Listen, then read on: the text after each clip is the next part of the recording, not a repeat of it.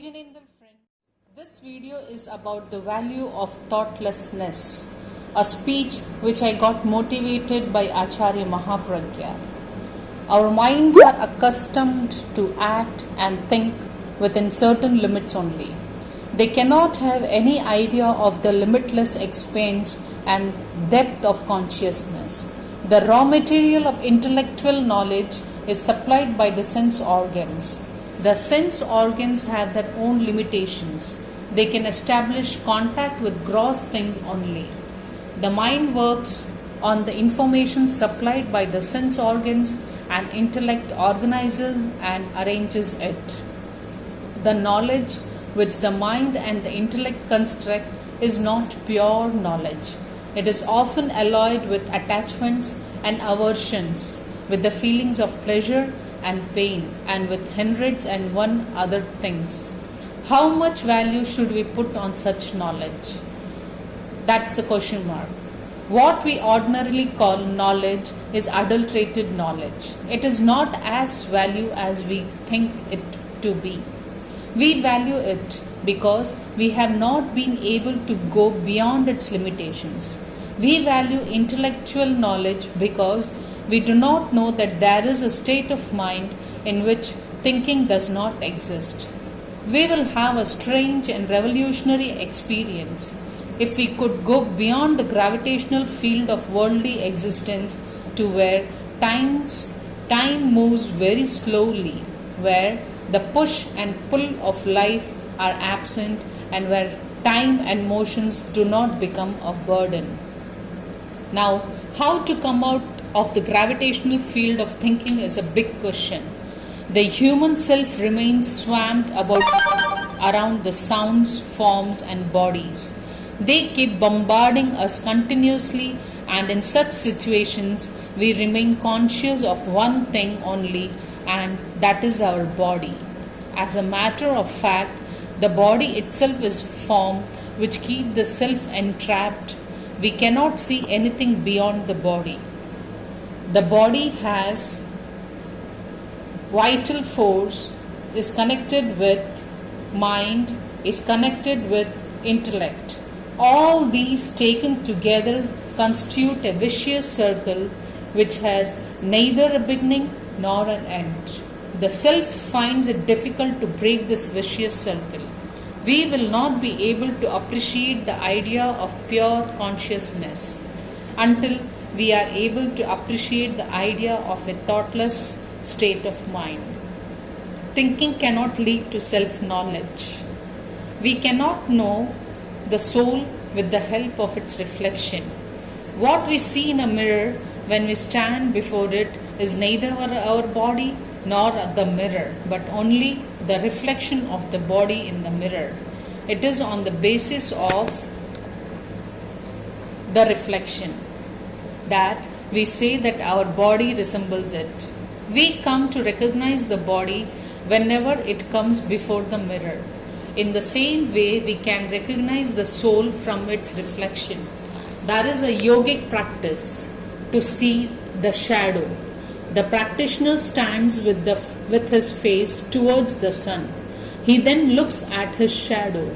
Then he closes his eyes and again looks at the sun. He repeats this several times. Ultimately, he can see his own figure in the sky. He can also see the reflection of the sky on his shadow. We can see the soul also, but this is only possible in moment of thoughtlessness, when we neither hear sounds nor see objects. The meditation is a process through which we can get rid of thoughts, sounds, and forms and enter into the state of cessation of thinking. We can get a glimpse of the soul in such a moment only. One of the caution in meditation calls upon the practitioner to see and know clearly.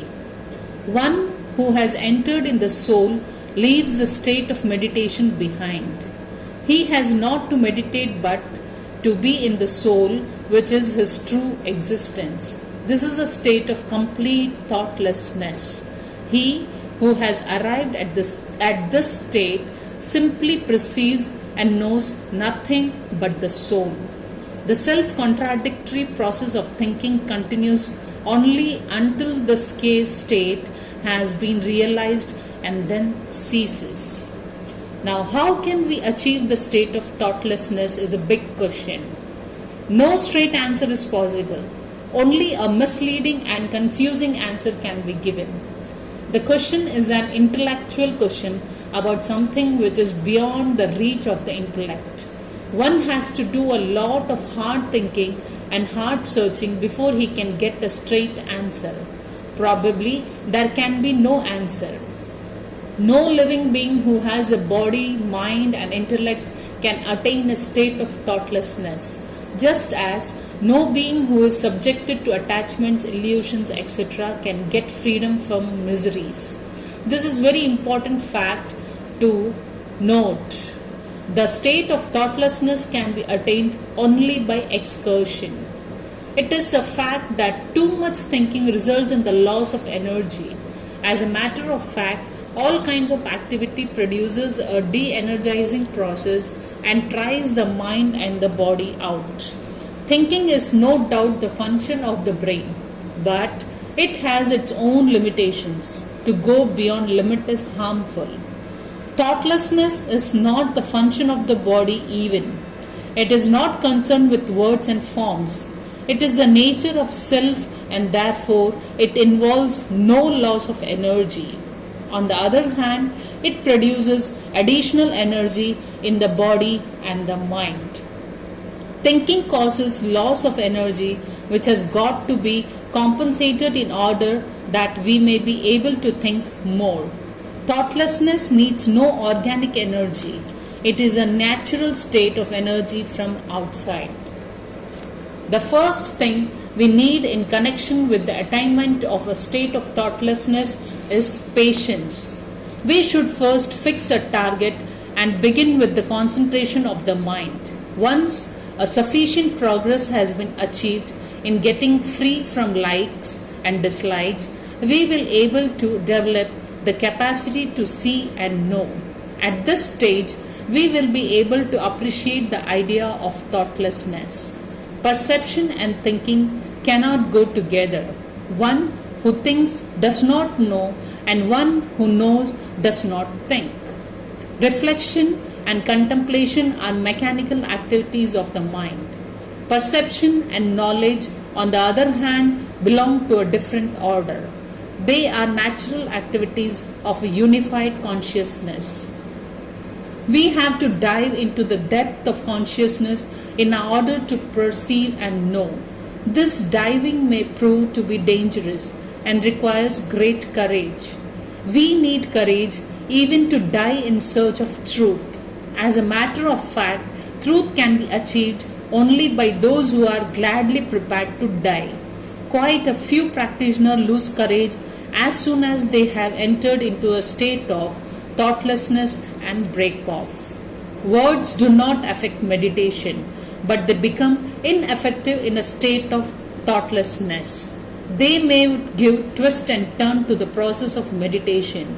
The practitioner in the state of thoughtlessness is not disturbed by ideas and thoughts. Love of one's body, longing for life, and the fear of death do not trouble him anymore. He enters in a state of total unattachment and becomes committed only to the self. He transcends all kinds of attractions and sheds every kind of burden from his shoulders. He cuts across the gravitational field of worldly life and achieves a state of weightlessness. Thank you. If you like this video, please like, share and subscribe, and also follow my Instagram page.